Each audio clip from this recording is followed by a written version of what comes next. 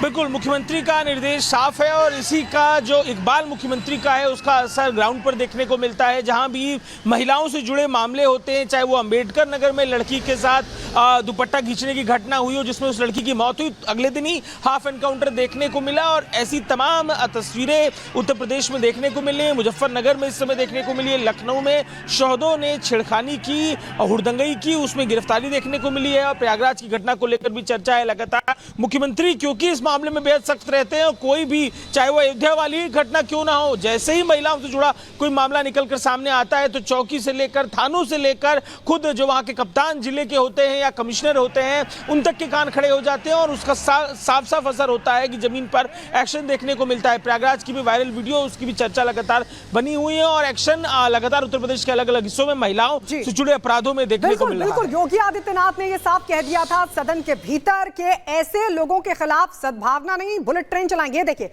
अब ये दो तस्वीर हम आपको दिखा रहे हैं, आप देख सकते हैं मुजफ्फरनगर में मनचले स्कूटी से आए थे, गिरफ्तारी के बाद अपने पैरों पर खड़े होते दिखाई नहीं दे रहे हैं।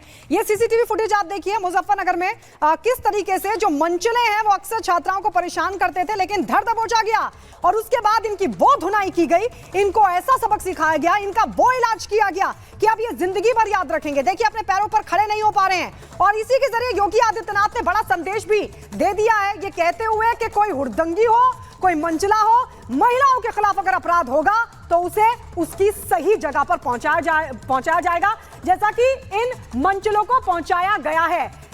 पांव पर खड़े नहीं हो पा रहे हैं। अब आप समझिए अगर कोई महिलाओं के साथ अपराध करता है तो उसका अंजाम क्या होगा। और ये तस्वीरें आपको दिखा रहे हैं, देखिए किस तरीके से यहाँ पर महिलाओं के साथ छेड़छाड़ करते हुए यहाँ मंचले नजर आ रहे हैं, लेकिन योगी सरकार की तरफ से सख्त संदेश एक्शन के बाद कि इनको बख्शा नहीं जाएगा। ये देखिए किस तरीके से छेड़छाड़ कर रहे थे, उसके बाद अपने पैरों से चलकर भी नहीं जा सकते हैं। यहाँ पर ये देखिए ये एक्शन हुआ है, किस तरीके से यहाँ पर ये इनको कंधे पर ले जाना पड़ रहा है। उस समय हीरो बन के दिखा रहे थे, लेकिन यहाँ पर किस तरीके से कंधों पर जा रहे हैं, रो रहे हैं, आंसू निकलते हुए दिखाई दे रहे हैं। दो तस्वीरों के जरिए आपको दिखाई, देखिए यहाँ पर आते हैं, बाइक रोकते हैं, उन पर कमेंट करते हैं, छेड़छाड़ करते हैं, लेकिन यहाँ पर दूसरी तस्वीर में उन्हीं मंचलों का ये हाल योगी सरकार करती है, यानी कि सख्त संदेश, साफ संदेश, इनको बख्शा नहीं जाएगा। और आगे बढ़ते हैं, आगे बात करेंगे किस तरीके से आशा किरण में अंधेरा क्यों छाया हुआ है। दिल्ली के शेल्टर होम में मासूम बच्चों की मौत के बाद दिल्ली सरकार के कामकाज पर सवाल खड़े होने लगे हैं, लेकिन अब इसी को लेकर सियासत भी हो रही है। एक रिपोर्ट इसी से जुड़ी आपको दिखाते हैं।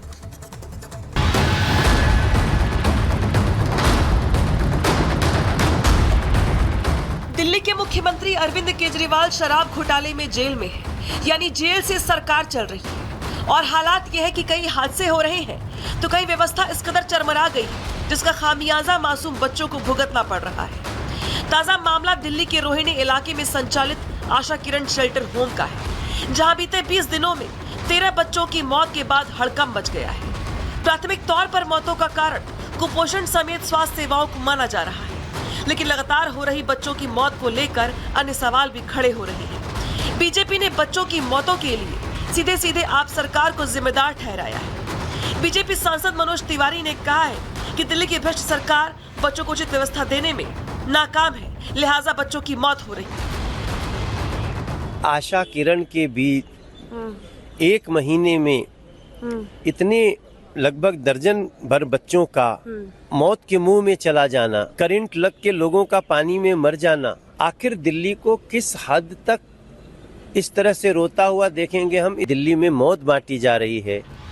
तो वही घटना की जानकारी मिलते ही एनसीडब्ल्यू की चीफ शेल्टर होम पहुंची, जिसके बाद उनकी तरफ से शेल्टर होम में व्यवस्थाओं को लेकर तमाम सवाल खड़े किए गए।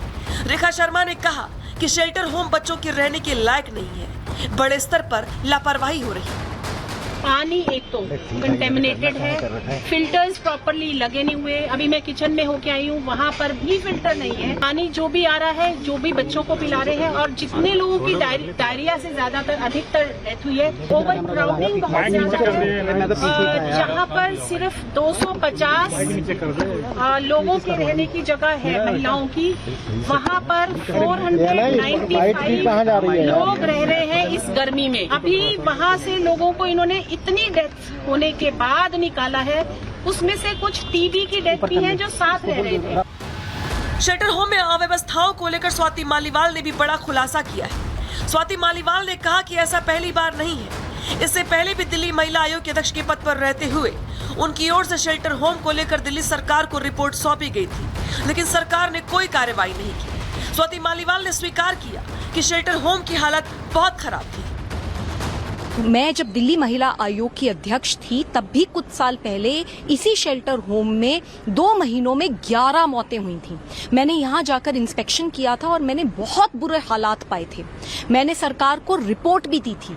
मैंने सरकार को बताया था कि किस तरीके से महिलाएं वहाँ पे, क्योंकि स्टाफ ठीक से नहीं है, क्योंकि व्हील चेयर्स नहीं है, रेंग रेंग के बाथरूम जाने पे मजबूर हैं। डॉक्टर्स की कमी थी और साइकियाट्रिस्ट तो पूरे हफ्ते में एक बार आता था और वो भी कुछ घंटों के लिए। इतनी स्ट्रॉन्ग रिपोर्ट बना के हमने दिल्ली सरकार को दी, तब भी कुछ इंक्वायरी हुई थी लेकिन कार्यवाही कुछ नहीं हुई।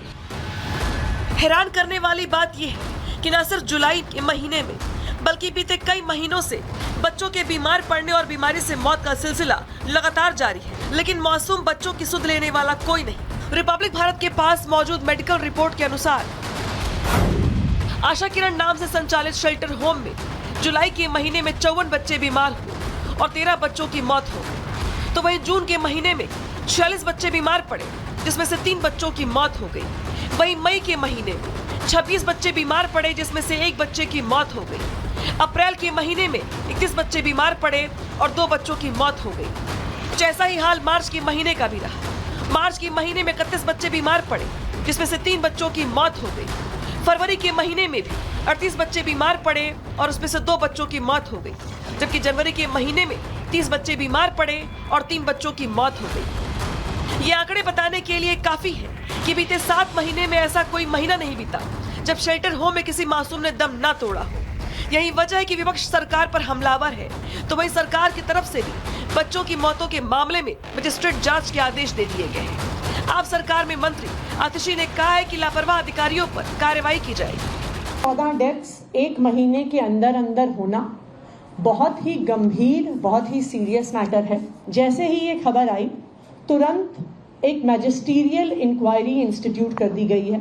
अगर इस मैजिस्टीरियल इंक्वायरी में अगर किसी भी अफसर की लापरवाही निकलती है तो उन पर सख्त से सख्त कार्रवाई करी जाएगी।